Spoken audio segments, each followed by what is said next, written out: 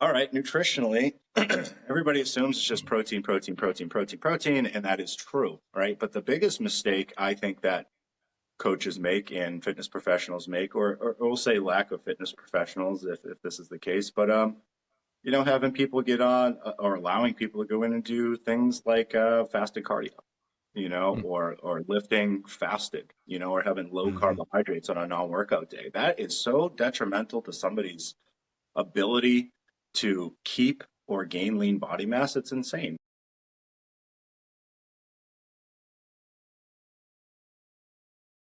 Welcome to Unconventional Medicine. I'm your host, Brendan Cochran, molecular biologist. I am joined by my co-host, Dr. Jason, registered clinical pharmacist with over 15 years immunology and solid organ transplant. And today we've got a special guest, Reid.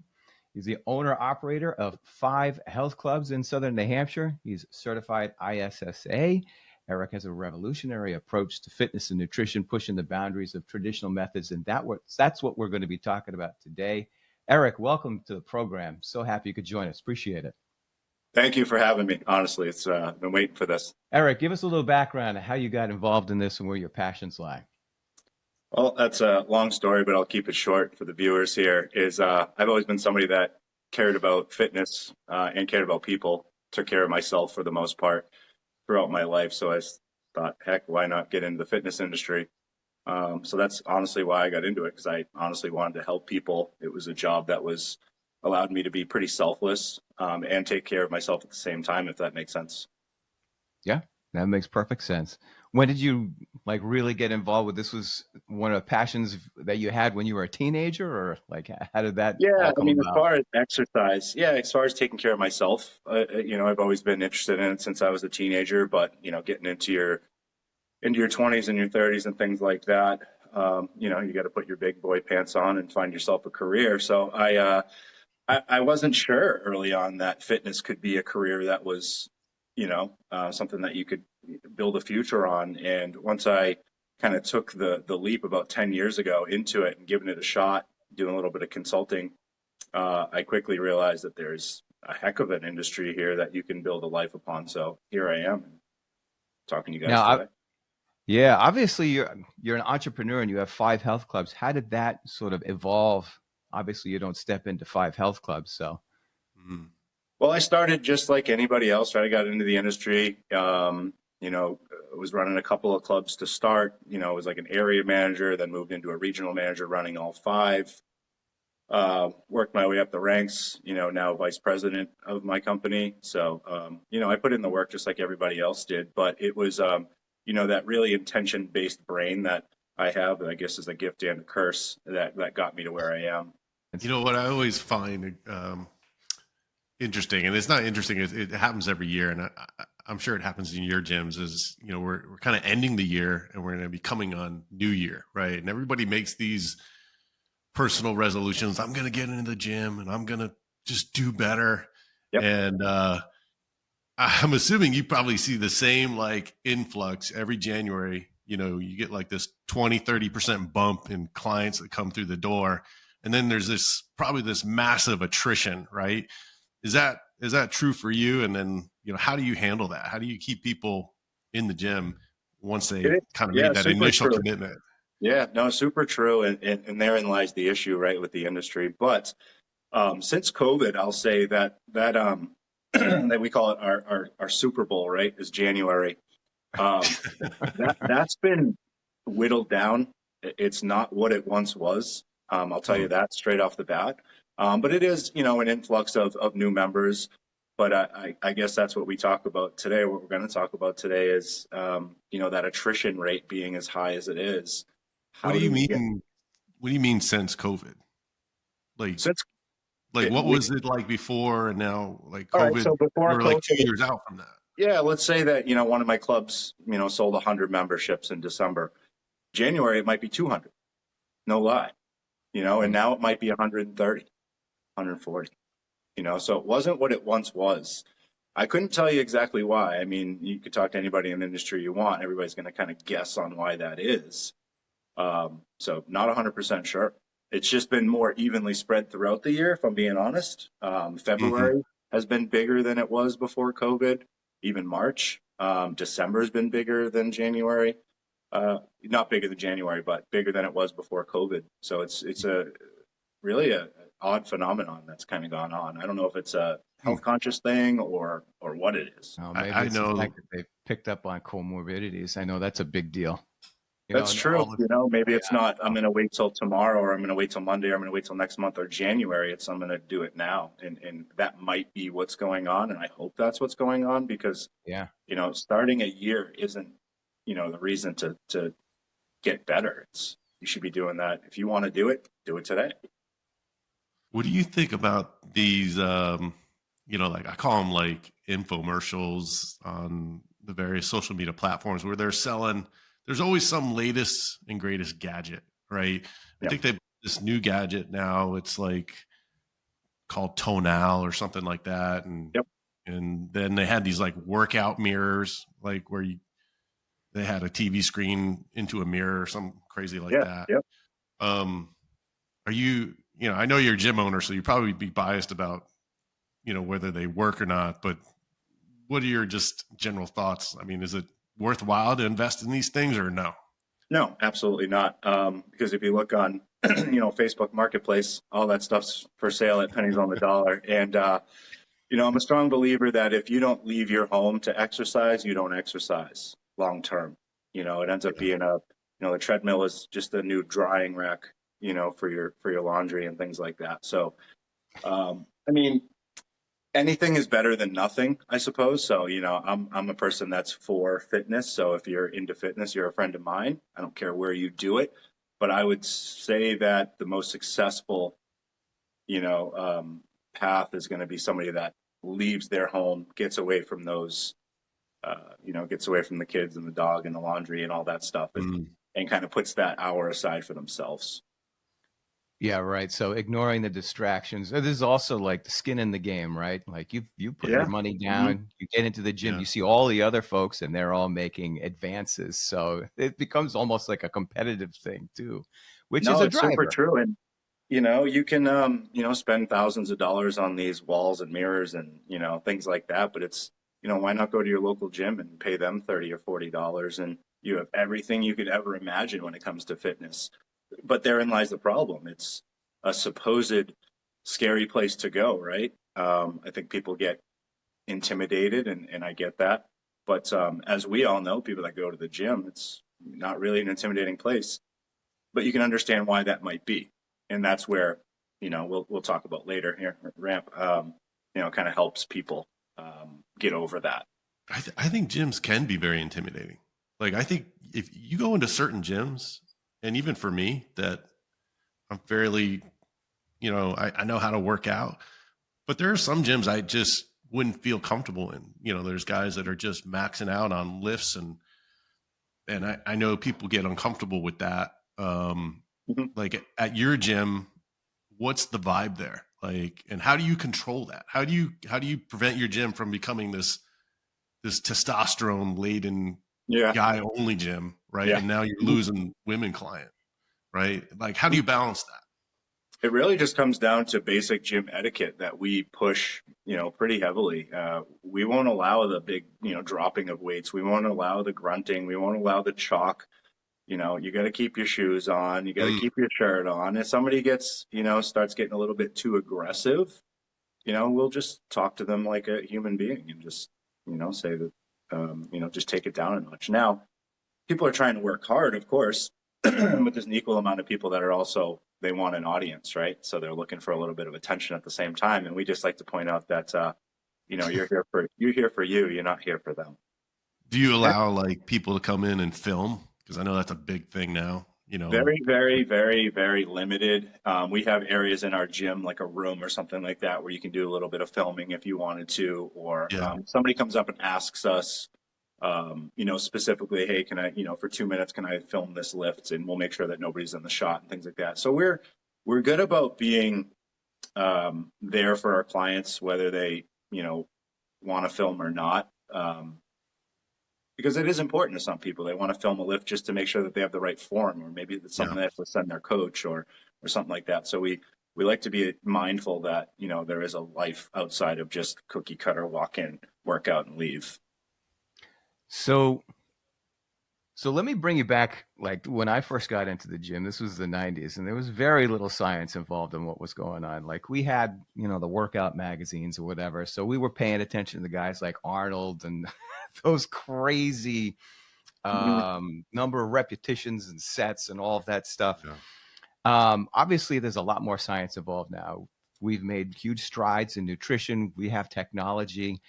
Tell me a little bit about the differences between somebody who was working out back in the 90s and how the gyms operated and how this is sort of applied now.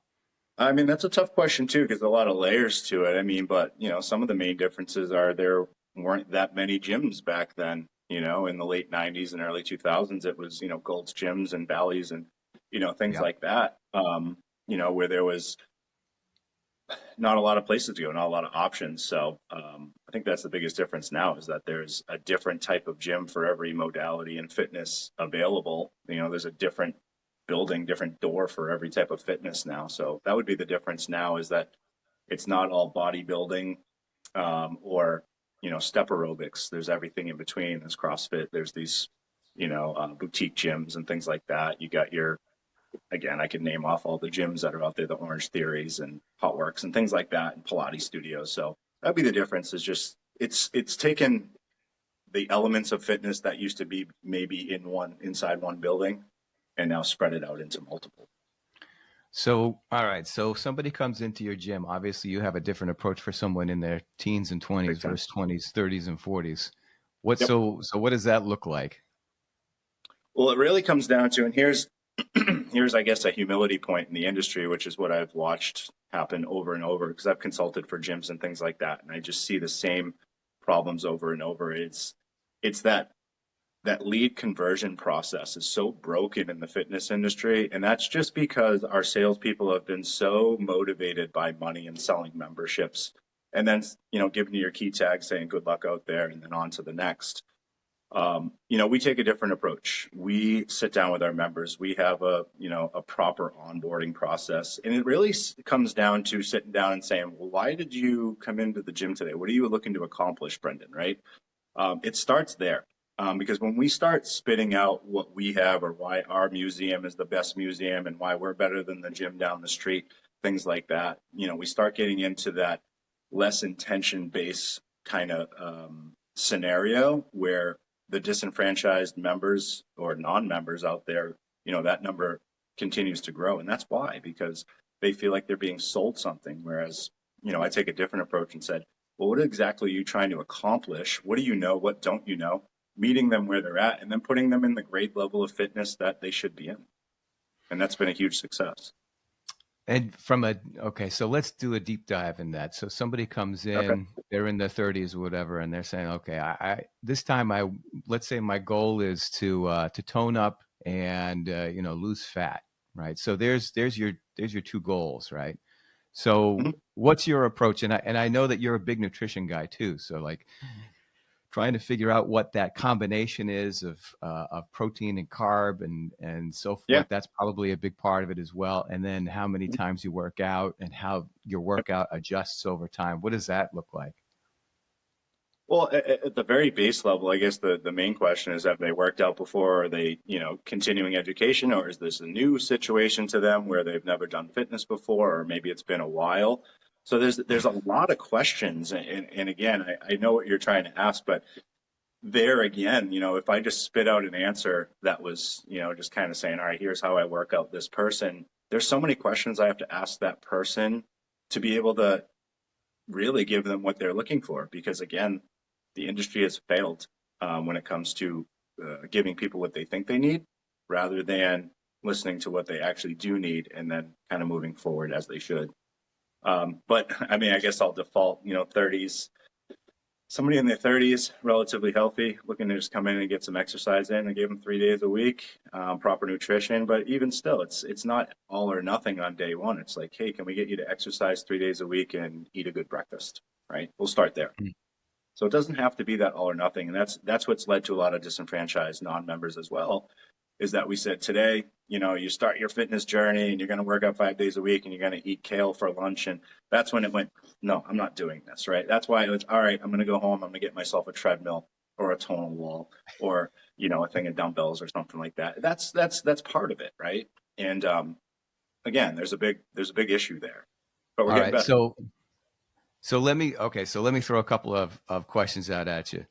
Top mistakes done nutritionally, and then Mhm. top lifting mistakes.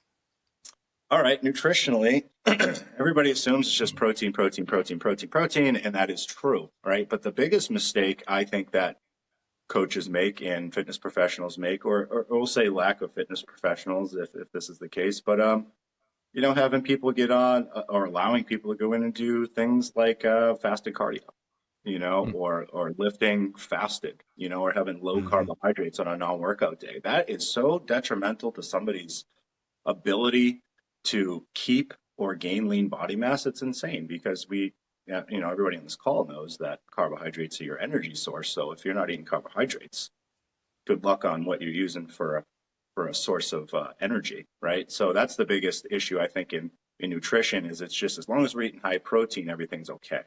Mm. There's a more correct answer. Not that it's wrong, but if there's a more correct answer. As far as fitness goes, people overtrain. That's all there is. They overtrain. They think more means more. One of the things in fitness that is true is that more does not necessarily mean more if your nutrition doesn't support what you're doing. And this is in the absence of performance enhancing drugs and things like that, because obviously you could go. But that's the biggest thing. I think overtraining in Yeah. fitness is a big problem. Yeah, I'm so glad you said that. So I think two things that are really popular nowadays are intermittent fasting. So Yep. you mentioned the breakfast, Mm. but if you're Yep. working out hard, Yep. your first meal probably shouldn't be at 1 or 2 o'clock in the afternoon. No, absolutely not. Yeah. I mean, it's all about what it's all about is, again, when somebody comes in and says, "Hey, I want to get fit," and you just say, "Hey, you should do this." No, it's what's your lifestyle look like now? What's your eating look like? What are your habits? So that we can again meet them at their nutrition, because you can outwork nutrition and you can underwork nutrition, right? Mm. You can out eat your fitness plan, right, or under eat your fitness plan. So there's a lot of things, but it's very simple. It's again, the system we put in place. Again, I'll plug this, but we'll talk about it later. Allows us to kind of again meet people where they're at, and truly give them the best potential for success. Oh, So that let's makes talk sense. about how to maximize return on investment, right? Yep. How to maximize. So people are coming in, they're putting in the time, they're getting better with their diet. But I want to learn a little bit more about this RAMP program, because I think what you guys are implementing, what you guys are doing is creating a better return on people's time and investment when it comes to exercise. Yep. So tell our listeners, what is the RAMP program? How did it come to be? And what is it going to do for someone? Because I find this very fascinating. Well, I'll start out with its first of its kind program. There's a lot of things out there that look like it. Mm-hmm. Very, very different because it takes principles of exercise along with where somebody's at day one. Uses those principles of exercise to build programming, a progressive overload program to get somebody from point A to point B. Right, that's the big thing. But the other thing that it does is it has to be, number one, for the consumer, the non-members or members out there, it has to be inexpensive, right? So it's an inexpensive system that is scalable because it doesn't need personal trainers and things like that. It's something you can do on your own. You do it with a trainer as well. So it has to be scalable, and that's what it is. It has to be disruptive to the business, right? So it's very, it's non-disruptive to the business. It's a great, it's a great program for current business models because it just runs as a middle tier membership option, right? So it's your basic membership to just get in the club, Mm-hmm. and then there's personal training. And in the industry, there's never Right. been anything in between, right? Right. So it's, Right. Jason, you came into the club. Do you want the $30 membership, or do you want to pay $1,000 for a trainer? Right. That pricing disparity has always been the biggest issue, right? Which has led So to where does RAMP, like, how does RAMP help me? So I come to your gym, I'm a member, but and I can't afford a personal trainer often. Tell me how I'm going to use RAMP. Just like walk me through a scenario. Okay, so you come in, we go through what's called a sub-max effort test, which is basically just saying that here is your level of fitness at this point in Okay. time, right? So our algorithms, it's an algorithmic system, takes the principles of exercise, which we could go over if you want to, but I don't know if your listeners want to nerd out with us. Takes that and gives See, you an that's e. what I like. So we're talking I about know, what I are the know. inputs to maybe, this? yeah, maybe it's a different combo. Very We can get simple, into it. simple, Brendan. Yeah, we'll Simple. try to keep it simple. Maybe it's a different conversation, different day or Yeah. whatever. It takes those principles of exercise and basically just says that based on what you can and can't do on the first day, which is called we call a submax effort test. It's just a small physical test, short. At the end of that, it spits out an 8-week progression. And really what that's doing is just giving you little bits of exercise every week, or whatever that bit of exercise is needed to get you from point A to point B, as far as like where you're at and what your goal is.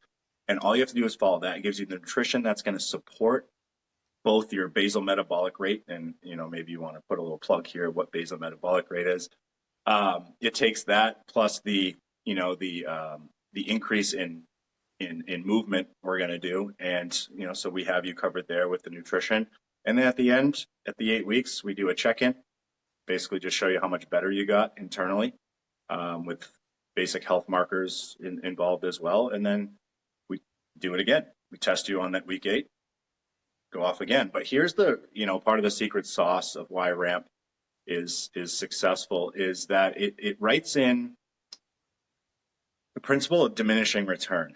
And I'll just explain that really quickly. This is really a key component here, is that you can't get fit in a linear fashion, right? It doesn't, there's Right. things that happen, right? There's physiological adaptations that occur or need to occur for you to get from point A to point B, now to point C. So we write in what's called diminishing return, which basically just says our window of opportunity closes the more fit we get, right? So our system kind of writes that in. But what it also does is the beginning of your next program, the first 2 weeks is a deload, or basically exercising you under your current abilities, because the body needs a rest, essentially. So instead of taking that week off or 2 weeks off or a month off or whatever that some people do, we can do active rest, active recovery exercise during that time, to give our central nervous system a moment to kind of take a breath, and then on to the next progression, right? So I'm going to take like bench press, for example, right? So Yep.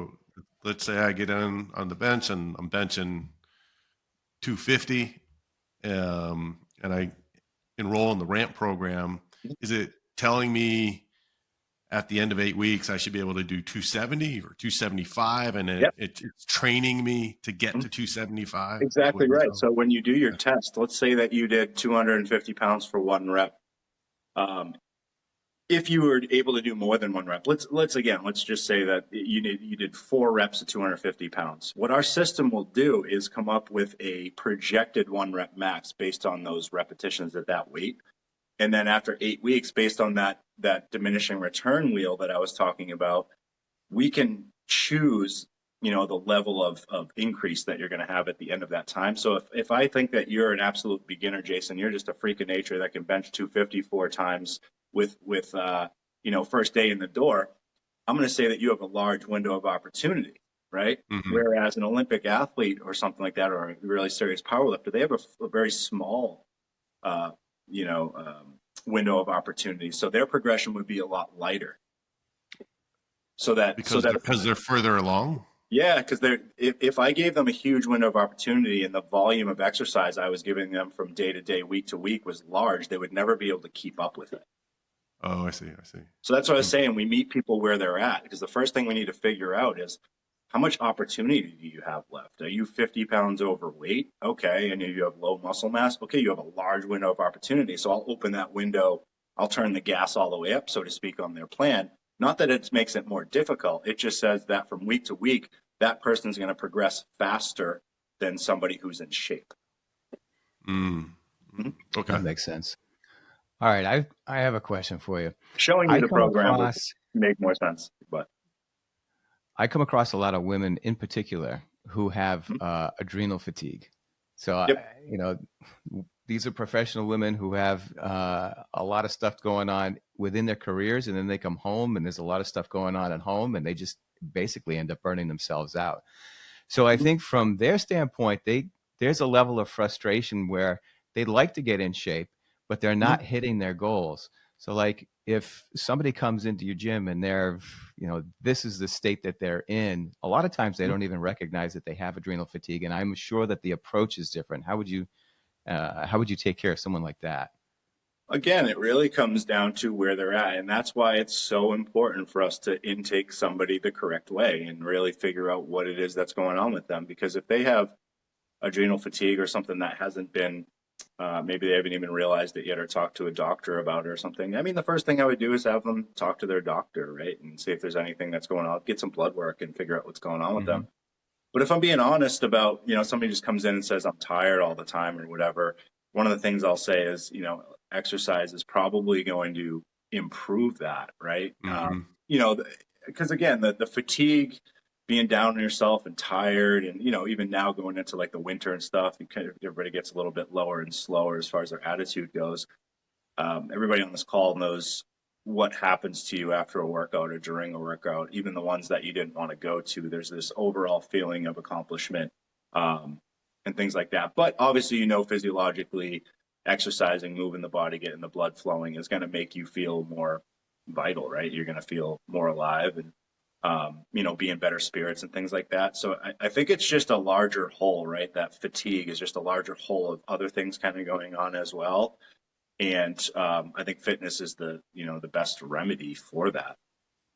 Even though somebody's tired, you don't want to work out a super tired body or anything, but again, there's levels to this, right? And talking to the client or the member is huge. And just how do you actually feel? Do you mean that you get home from work and you can't move anymore? It's physically impossible, or do you mean that you don't have the drive to want to do that, right? So there's a lot of talking that should be going on more, even though we're not medical field. We are an extension of that, right? So where your preventative care. I would challenge anyone I would challenge anyone to go to a gym 2 or 3 days a week and tell me you don't feel better, or tell me that your depression isn't improving. Like, it is an incredible health tool that is so underutilized. And I'm coming at it from like a healthcare professional and as a pharmacist. Get in the gym, like truly get into the gym, even if it's 1 day a week. Absolutely. Whether if you can do the ramp program, it's even better. And if you can do a professional trainer, that's even better, because we all need to be told what to do. But it's really a tremendous cure for so many things that you're suffering from. And I'll go one step further. And I'll say that if you go to the gym and you're going regularly and you're still not seeing a health improvement in some area of your life, it's almost like a litmus test to tell you, hey, let me go see a doctor, because I'm in the gym, I'm improving in these areas, but for some reason I'm not improving over here. Talk to your doctor about that, because it's kind of like the gym is like a cheap therapy, really. It really is. Very cheap if you think about it. It's a diagnostic tool almost. I would even dare to go say that.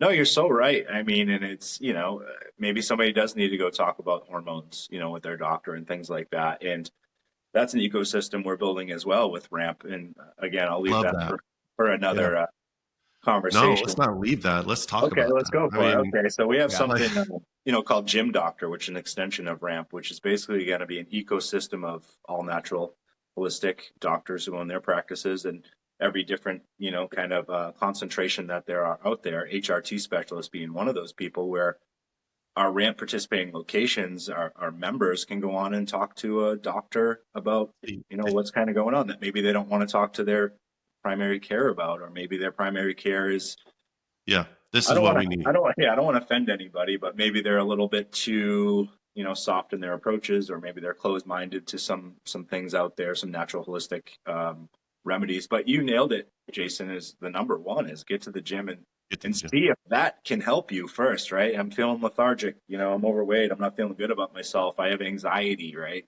I don't know how many cases of anxiety and depression I've watched solve themselves with fitness. And I'm not talking about 10 or 20, I'm talking about thousands. Yeah. Yeah. I love this concept where we're bringing allied healthcare professionals together, uh, virtually into the gym. Right. And when we start to tie in these different levels, I think, your health is going to improve dramatically. You gotta find a good pharmacist, number one, and you gotta get yourself into the gym. You gotta have a good physician, and you should be pursuing, something spiritually. But when you bring in all of those together, I would guarantee, I'm going to give a personal guarantee, your health is going to get better. Eric, I know you can testify to that because you're seeing people every day come in having amazing transformations, just by coming to the gym. That's it. Yep, and they're following the system. But you nailed it right there, Jason, is I offer, and this is a bold claim, I offer guaranteed positive results or your money back, right? And I do that because as an industry, we've never given our members what they came in and paid for. But, maybe we didn't have the technologies and things that were necessary to do that, because we had the basic membership or work with a trainer. And then pricing was the issue, right? It was never do I want to or don't I want to. It was more, I can't afford or I don't want to afford that, right? But what I can say is now I'm offering this guaranteed results or your money back.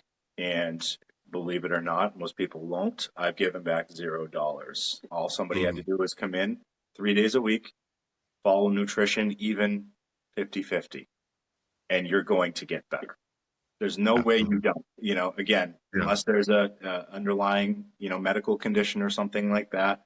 That we would usually figure out even before they start their program. We have a nice questionnaire, nice intake form that we have for our members or our patients or clients, however you want to name it at this point. But it's a guaranteed success system because you have nothing to lose if you have a money back guarantee, right? This is not a sales ploy. It has nothing to do with that. It is an intention-based program that gyms across the nation, it's a growing number of gyms, this ramp system, it's being adopted because it's a scalable fitness. It's actually a business solution for the fitness industry. It's a scalable solution, inexpensive to members with guaranteed outcomes.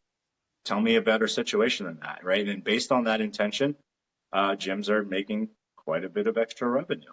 So we've got your style of gyms. Yep. Let's talk about gyms that suck. Okay. Not by name, I hope. Yeah. So, I'll let you go where you want to go with that. But what does a sucky gym look like? And I've been to a few. Brendan, I know you've been to a few. Joe, yes, maybe. But I have if you go to a gym and you're like, this is not the right gym. Yep. What is that to you? As a gym owner, what is that? You would assume it was one that was just disheveled or messy or not clean or not hygienic or something like that. That's the obvious one. No, for me, I don't care. I came from the days of Iron Gym and Rust and dust bunnies and things, so I don't really care about that. And I think there's a growing number of people that are on my team when it comes to this. Is I want to be greeted when I come into the gym. I want the staff to seem attentive. I want them to seem to care. When I come in and join the gym, I don't want it to be, I don't want the feeling of what's the highest price package I can sell this guy, right? I want it to be more, what is it that you're looking for, Mr. Reid? What are your goals? I want somebody to ask me why I'm there, right? And I think that's my definition these days as to what's a good gym and what's a bad gym. I think it's one that cares about its members and cares about its non-members, right? Somebody that's perspective, that might be a member, not throwing them to the ground when they say no to your, enrollment fee and your whatever. It's it's got to be welcoming, and it's got to be goal oriented. I don't need a waterfall. I don't need any of that. I don't need concierge or anything fancy smoothie like that. Bar. I just want somebody I just want to feel like I'm cared for, and that, I'm going into a gym, and even if, being in shape and things like that, and I walk in and somebody profiles me as the guy that's just going to buy the membership and go on his merry way, I'm not like that. I still want to know what it is that your gym can do for me. And I think that's super important, so that it's not just us all fighting, gym owners all fighting over that same 10% of people that already go to the gym. What are you guys doing to get the people off the couch, right? That's a big part of this is, are you doing things in your gym that invite in, as Jason said, that really overwhelmed clientele or that person that's, intimidated and things like that? What are you doing to improve those situations, right? Do I walk into a gym that has some guy covered in sweat with no shirt on, throwing dumbbells, screaming, and just allow that? Is that it? Again, maybe I'm a person that, might even lift like that and I might relate to that and it might not bother me. But the one thing that, the barometer that I use doesn't have that type of member in it, or maybe at the very least aren't using those actions, right? And things that aren't allowed, things that are kind of taboo these days, and things that, might scare away a prospective member. So do you have like a set of rules like that In my gyms? is it like unspoken, or is there an actual No, like I rule have a of, like, board. I have a can't board. do this? Yeah, you walk into the gym, you also have to sign off on my gym etiquette rules. Yeah. It's another thing that's just it's breezed over. It's just like, no dropping weights, no this, no that. Nobody cares. Nobody's listening. I make sure that people are aware so that when my staff goes to talk to you after, what I'm talking about. It's an easier conversation to have. It's a much easier conversation, but it's another thing that's just not being done. And I'm not here to be the police, right, in the gyms. I want people to have fun. I want them to lift heavy. I want them to push themselves, of course, but there's a way to do it that doesn't. What annoys you people. the most in a, like, what annoys me the most? Annoys you the most, just gets you. People leaving their weights on a machine or not cleaning up after themselves. Honestly, at this point, it's just, from a user and from an owner perspective, it's just like, come on, man. Like, seriously. So we have signs, and we actually took them down because we started getting some negative press. But it said there were some signs that says, if you can't re-rack your weights, let one of the female staff members know at the front desk and they'll help you. Yeah, we got vilified for that one, but it was a good time for a little while. That's funny.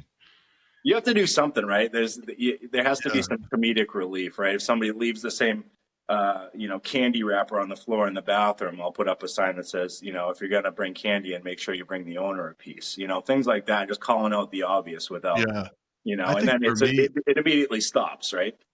For me, it's like the people that are like, they just make a lot of noise when they work out.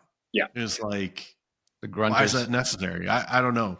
Maybe I'm just not lifted at that level. I don't know. Yeah. Well, if you ask them, they'll tell you it's about exertion and things like that. But, if you looked at their, their Instagram search history, you'd probably see the same names, across the top in their search history. But again, I mean, that doesn't bother me as far as exertion goes. If somebody's trying to push themselves hard, as much as it is just like, okay, man, that's just annoying. Like, I get it, but at the same time, it's like, can you stop too? Yeah, so. I'd have to say that, and like sometimes I'll go work out during a peak hour, and what annoys me beyond measure is when someone's using like two machines at the same time, which they can't do effectively. So they're basically taking up two machines, trying to like do a circuit training workout during like peak hours. Like the gym is packed. It's like, I can barely get a piece of equipment, and you're monopolizing two or three. So that's one of the things we call out. Yeah, we call that out. That's part of our gym etiquette. Okay. It's just, if somebody's looking to use a machine and you're using two, you're choosing which one that you're letting them use, right? But again, there's always the phone in the hand too. It's like two machines and the phone and the camera. It's a lot these days. I welcome the influx of young member base, but at the same time, we have to be understanding. At the same time, again, some humility is just understand that they don't know what they don't know, and we got to teach them the right way instead of being kind of jerks about it. So that's the other thing I'll tell a lot of my older clientele that's been there for a long time. I got to remind them that you were their age before too. You used to be a little jerk as well, so there's a learning curve that goes into it, but I'm liking what I'm seeing right now in the industry, for sure. As far as that young clientele, there was a missing component for quite a few years where I was a little worried, but now there's this wave of fitness kind of going across the country, specifically strength training in females. That's one of the biggest trends going on right now, Hmm. which is exciting Yeah. to see. Yeah. Any kind of fitness I like to see.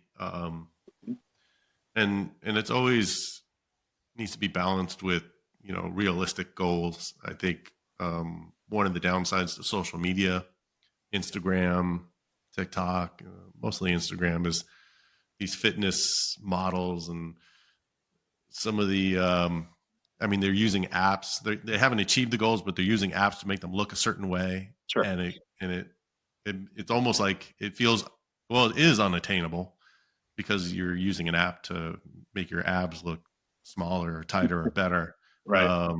And there seems to be also this heavy emphasis on women working out their glutes and getting a better behind, so to speak. That seems to be an industry trend. Are you seeing that? Like, I am. Yeah, I like to. Thing?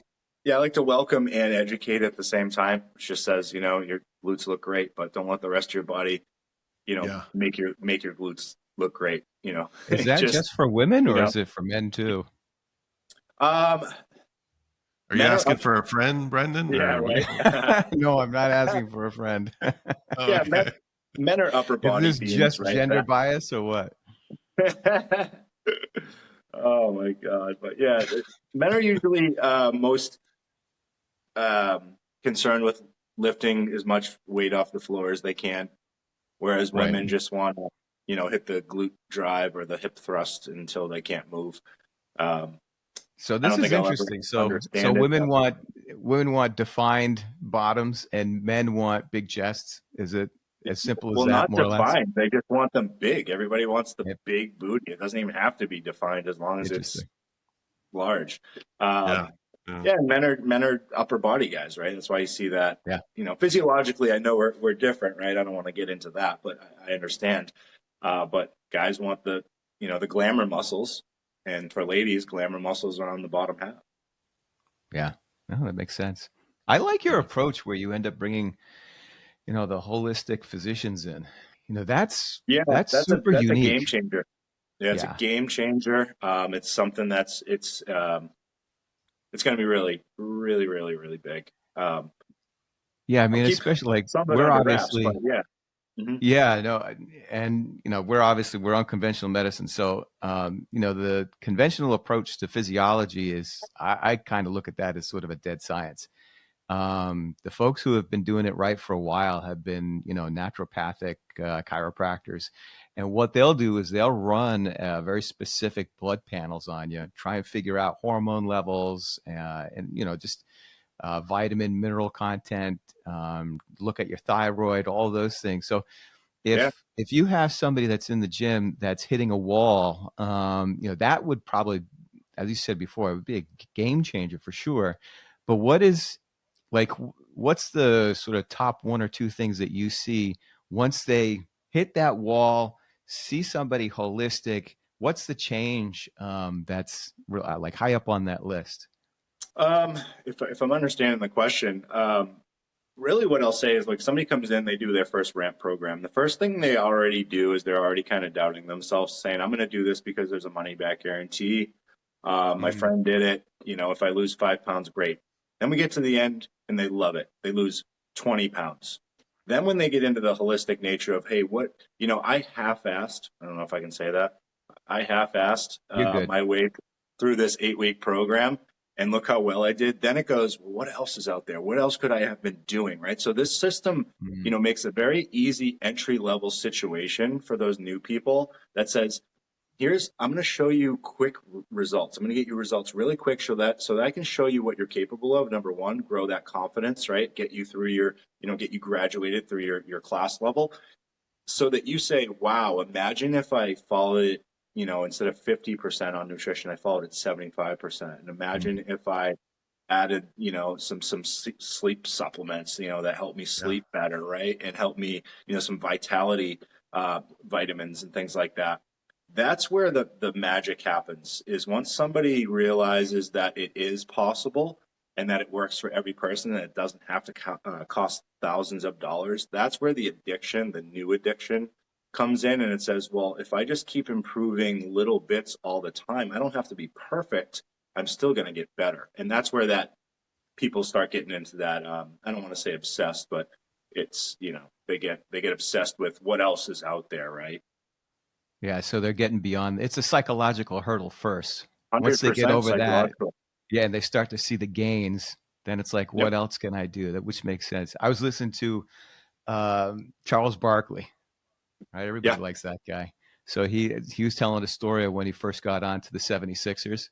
Now, when he first got on, I mean, he was a phenom in college, but he was 300 pounds by the time he joined the team.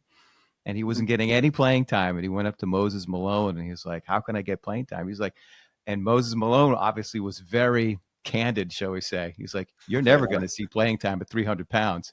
But he said, join me in the gym and we'll try and trim you down to 290. And he did that. And then it was consistent until he got to 250. And Charles Barkley's approach to this when he was telling the story was like, if he came right out and told me I'm not going to see playing time unless I was 250 pounds, I would have given up. There's that psychological component.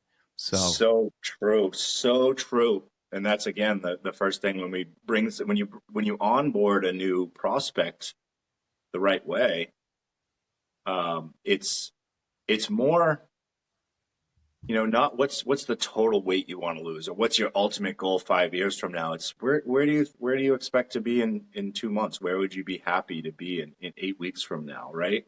And then kind of move on from there. And you nailed it, Brendan. And I was going to mention that earlier, so I'm glad you brought the thought back in. And that's a great story of that being true. And that's so big. It's that it has to be small bites of fitness. Like I was saying earlier, it's like the beginner. I'm going to bring you in 3 days a week, get you to sit down 10 times and eat a good breakfast. Yeah. That's it. There's no overwhelming portion. I'm just saying, if you can sit down 10 times, do these exercises, do these sets and reps and with this weight, based on the system that we use that tells you can do it. It's not telling you what you should do, which is a lot of apps. This is telling you what you're actually capable of based on what you could and couldn't do on day one. Yeah. And that's simple, obtainable. The great part about it. Yeah. It's unbelievable. It gets you the results. The amount of people that, I'll get messages from and things like, how does it know when I was going to fail? Like to the rep, how would it know that? It's just like, that's, we got really smart brains behind this, a physiologist, Awesome. And the algorithm that we built based on the percentage and that diminishing return. These are all the things that, trainers can't do without technology. Is just more, a trainer will say, well, we did say 250 pounds like Jason was doing for 4 reps. Next week, let's do 260 pounds. And it's like, well, that's not the answer. It's more volume, right? So volume is reps times sets times weight. It's just we have to increase volume in some way, but it doesn't always have to be weight. And there's the issue too. That's another humility point. Because we're trying to get our personal training clients to show up from week to week, right? So we have to keep them excited. So that's where we default to bouncing on a Bosu ball and doing box jumps and, trying to do fun things, right? Where's the fallout most of the time? What week? With like a new member, like in the new member excited comes in January 1st. 60 to 90 days is the golden time. We say 66 days. If you can't get your client, I will say, I don't know the best term to use, onboarded into your gym at the correct level, and you can't get them quick results in that 66 days, you have some trouble. If you can, your percentage of long-term members grows exponentially because you've now just created a fitness person, somebody who cares more about fitness than they did, rather than give them their key tag, they hit quick start on the treadmill and then say, well, why aren't I losing any weight? And then somebody like Brendan or you, Jason, go on there and say, well, there's 3,500 grams of or 3,500 calories in a pound of fat. Oh. This is what that would equate to if you're only burning this and that. So you almost show the reason for lack of result is that you're just, you're in the wrong section of the gym. So the program. So I'm a client, and the way I should go in thinking about this is to program my brain for success in a gym. I need to tell myself I got to get through, right? 8 weeks. Yep. I got to just show up for 8 weeks to change my mind. Cause it's really what I find I'm battling with is my mind. Psychological. Like, I know I need to go to the gym, Right. but it's like, my brain talks me out of it. I get up in the morning, my bed is cozy. Yeah. I'm like, I'm hungry. I got to eat first. And, Yep. and then I got to go find my clothes, and I'm really battling my mind. And so, that's why I was asking about that. What is that break point where you find if someone gets to X days, they're now going to continue to go. But if they fall below that, so it sounds like it's that 66-day mark. 66 days, that 8 weeks is just the ultimate time. There's a lot of physiological adaptations. There's mental things going on, creating a habit, things like that. You can go right into all that stuff as well. But that sweet spot, if you can get somebody to come into the gym for 60 days consistently, and let's just say they don't even do part of the diet, they just show up, 3 days a week for 60 days, 66 days. Your rate of successful members goes up, number one. Your rate of long-term members goes up. Your attrition falls. These are all things that I've witnessed this year, using the ramp system, because what I'm doing is when you come into the gym, I'm going to give you what you came in for, which is results. Nobody came into the gym just to go to the gym. Everybody had a goal, a reason that they came there. So once I identify what that is, and, sometimes it's a little tough to get out of people, but we do. And, once I give them a scalable system that's easy on their pocket, and I prove the results, with innovative tech, we use in-body technology to show, the fat loss and muscle gain or muscle loss mitigation. It's kind of a game over at that point, because if you get to the end of an 8 weeks and you say, hey, I got great results, say I lost 20 pounds, and then you're saying, all right, thanks, I'm going to cancel the gym now. That's a you problem, right? That's a personality problem. That's there's, so I can't really help the people that don't want to be helped, right? So there are people that start a ramp program that never show up, just like, any other program, right? Or a training session or whatever they sign up for, they never use. I can't help that. Yeah, no, and I think we all struggle with that. We start things and then we don't finish it. And for me, I've got to like get in my own head and talk myself into going. And some of the things I say to myself in my head are some of the nastiest things. Right. Like you lazy piece of, and like, you can't go one day. You can't go. Just like, and I'll have these like nasty conversations with myself, because it's like, you're having the conversation anyhow in your head. Right. It's a one-sided conversation. If you quit and you don't go to the gym, that means your brain won that day. Yeah. But when you start talking back to yourself, that's when you have to self-justify why you're so pathetic and not go. And that's a hard conversation when you're like, no, I'm so pathetic, I can't go one day. Or if I had to call my trainer, Eric, up, think about that accountability, where you got to call your trainer up and be like, hey, Eric, I just want to let you know. It's like calling into work sick, right? I just can't, I don't feel like showing up today. It always helps to have a trainer. Right. And I can't imagine what Eric would say to me if I was like, keeps you accountable. Be like, what's wrong with you? Just being a wuss today. Yeah, that's a big deal. The trainer part is huge. And obviously, because I have ramp doesn't mean I don't push personal training, because there's always going to be those clients that need one-on-one situation like you're talking about now, that accountability factor. But what I've found, and this is kind of like unspoken and wasn't really projected in, when we were installing ramp, the advantages of ramp, but I've noticed the accountability changes in people because of ramp, because it has such a high success rate. Now people don't want to let it down and say, hey, I don't want to be the person that didn't get results, because it has such a high success rate. It's crazy. You have no idea. Like I said, we use in-body. So the first day when you come in, we do the intake or whatever, you go do an in-body.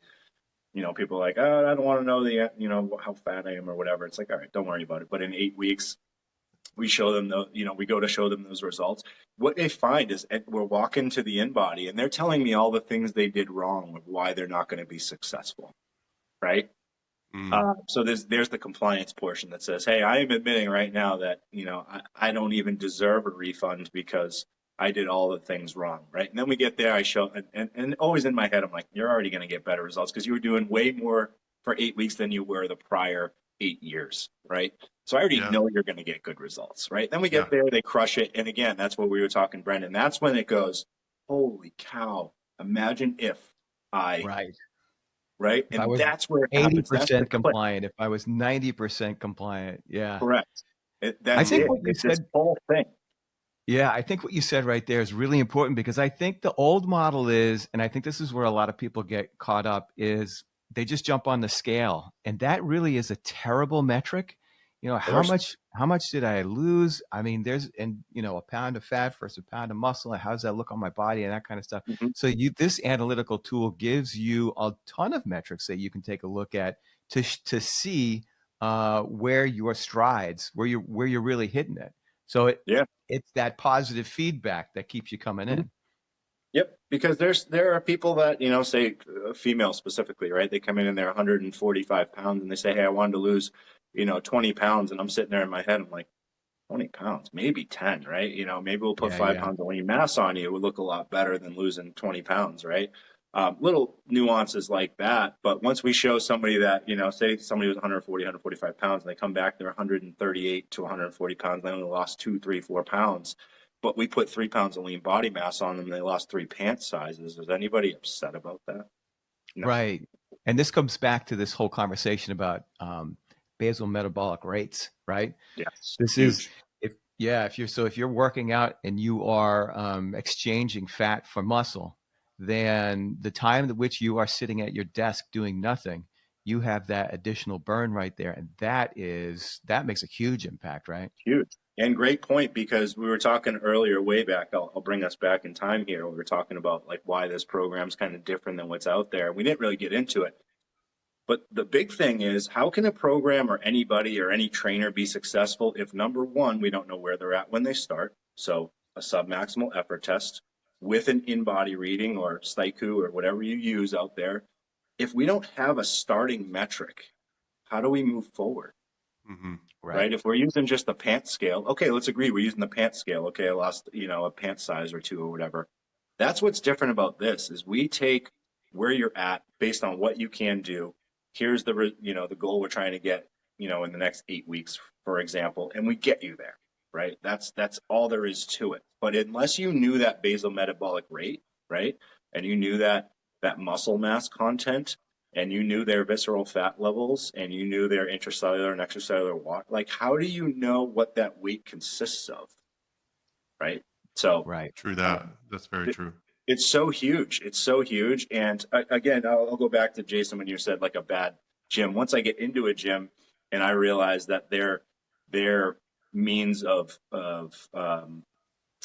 client satisfaction as far as the results that they give, they don't have some bioimpedance scale or something like that in there giving those results, then I think you're doing a disservice to your clientele because you're giving them a false sense of accomplishment just based on a loss in weight, and that's not right.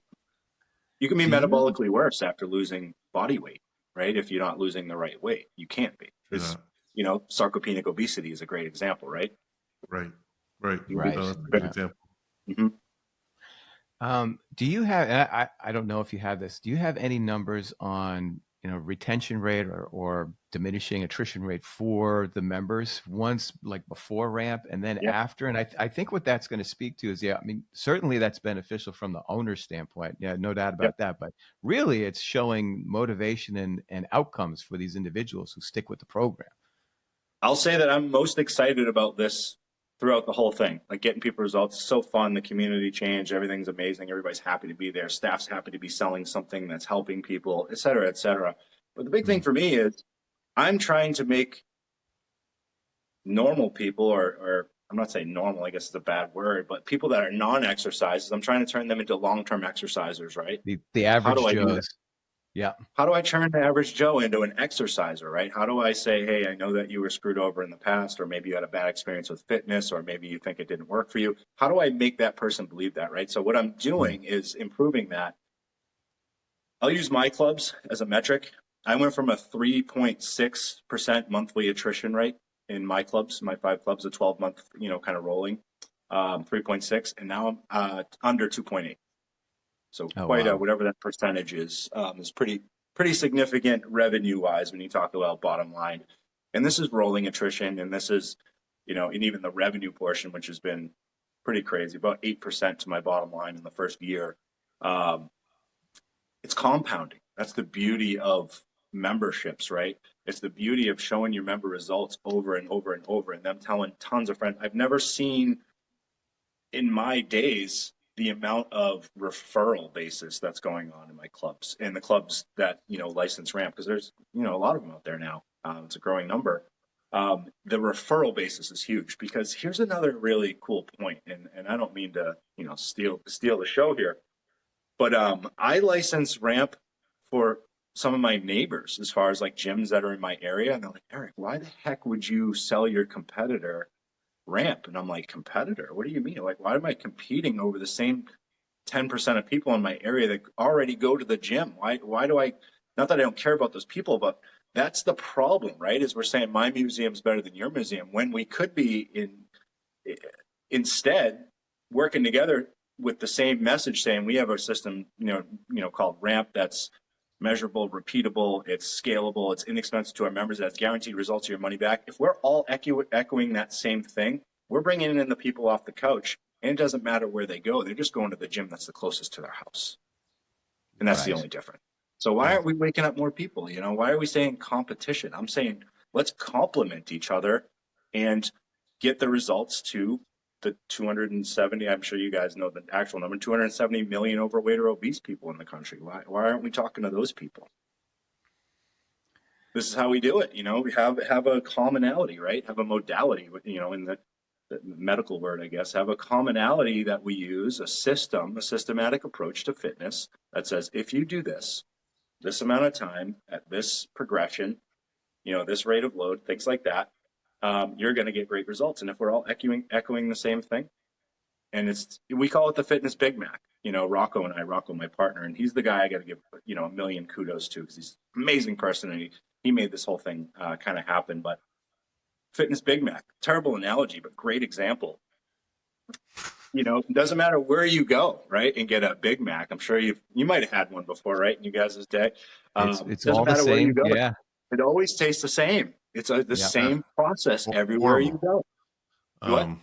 Horrible. Tastes horrible wherever you go, no matter where. No, it actually tastes good, but that doesn't mean it tastes the same anywhere you go, though, right? It's that systematic approach that made them so successful. That says basically, no matter where you go, it's the same process. That's how they got so successful, right? So we're gonna the Big Mac. Big Mac of fitness. The Henry Ford. The Big Mac of fitness. It is, because there's a systematic approach that says no matter what ramp location you go to, you're going to get the same service, you're going to get the same onboarding, you're going to get the same testing, you're going to get the same progressions, you're going to get the same service, you're going to get the same outcome. I like the ramp idea because it removes the bias of a fitness trainer. And the guesswork. One of the things I don't like about trainers is they look at me and they're like, this guy's a fit guy. Let's crush him today. Let's make him puke. Yeah. And I hate that. I just hate that. It's like and some of the worst ones. Oh my God. The worst ones are the women. Like, you have a woman personal. I don't know what is going through their head. They just crush. They just want to make me cry. They're like, I got to see this guy cry today. But like the ramp program is objective, right? It is. So it's not the subjectivity of how I look to you, or you as a professional, as a personal trainer. It has the guardrails. You think I can do? I mean, there's part of that, but it's a lot more scientific in its approach. And it is. It's all scientific, right? Because if I just took for granted the way you looked, how is that going to work, right? I have to know what you can and can't do. I have to know what makes your body tick. I have to know, again, what your internals are like. I need to know your strength levels Right. Your Right. failure rates, I have to know those things rather than, hey, let me just break this person, make them nauseous, and hopefully for some reason they like that feeling and want to buy training from me. Like that's never, Yeah. again, that's a humility on my side. I've had to watch it for decades. That's what goes on, right? It's how do I get somebody to want to buy training sessions with me rather than, hey, what if I could guarantee some outcomes and, something like that, which is what we're doing. But I'll tell you this, for all the trainers listening to this podcast that are probably thinking, well, this is going to compete with me. 100% not going to happen. Here's why.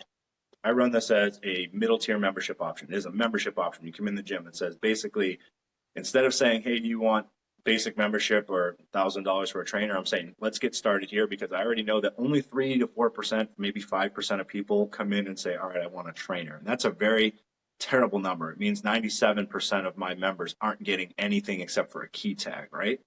So I give them this Mhm. system.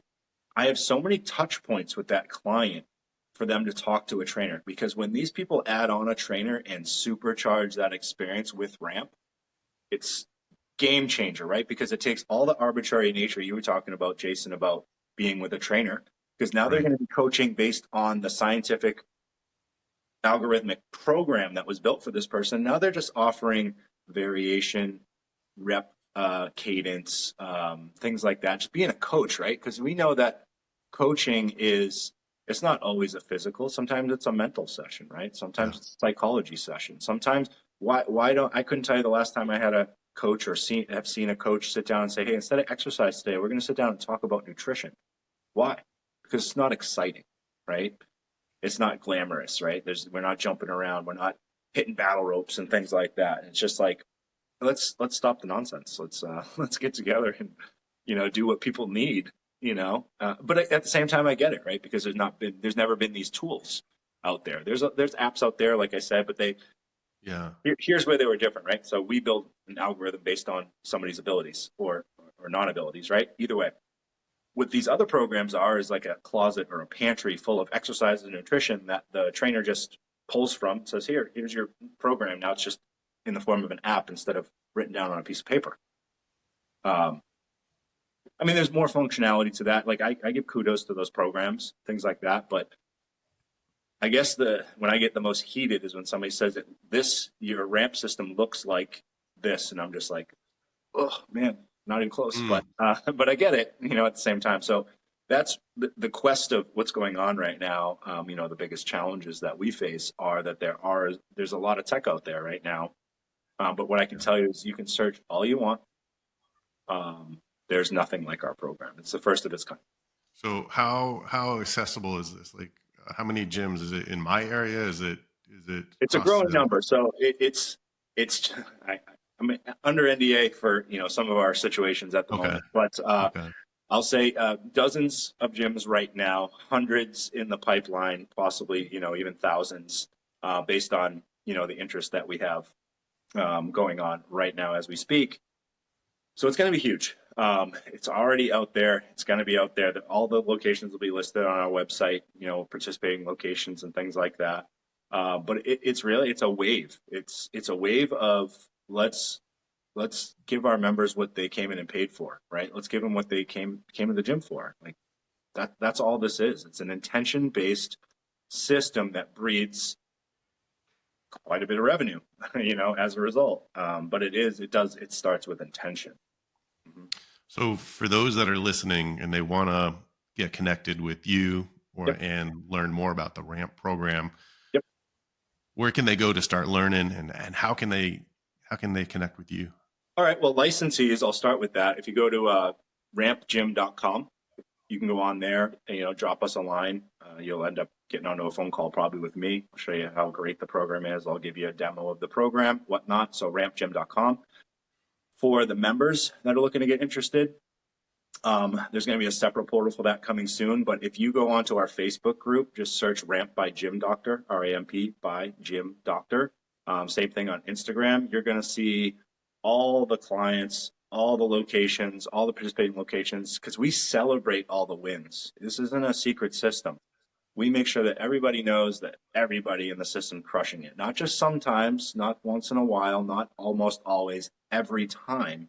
we show the result because that's what's deserved, right? So you can go and just search Ramp by Gym Doctor, and you can follow the journeys of other people till you're ready to get on the boat. We're actually launching likely next month. The ability to have us build your program remotely in the gym that you're in. It doesn't even have to be a ramp specific location. Now we are trying, like our big thing is to, get the gyms licensed. That would be, ultimately what we would want. But some of those gyms that are reluctant to change or things like that, and I've reached out, it's either you can make that money or we'll make that money. It's up to you. I'd rather that you do, but I'd rather it be you talking to your client and looking them in the eye and saying, I'm going to help you. I'm going to get you exactly what you came here for, rather than me, some stranger who's just proven it on a social media page. So, but again, because there's a reluctance to change, that does not mean I'm going to leave anybody out in the cold. If somebody wants a program, I'm going to give them a program. That's it. Eric, I think this has been an awesome conversation, and definitely for anybody who's listening, whether they're a gym owner or whether they're the average Joe looking for a really good gym to work out. And we're going to leave all this information in the show notes so that you can catch up with Eric and figure out this stuff and see if you can get your local gym to incorporate this. We're definitely going to have you back on, Eric. I really appreciate your time. Yeah, no, a lot of layers to the onion, the fitness onion. So. And for the viewers out there, if you enjoyed the content, like and subscribe, and we'll catch you on the next podcast.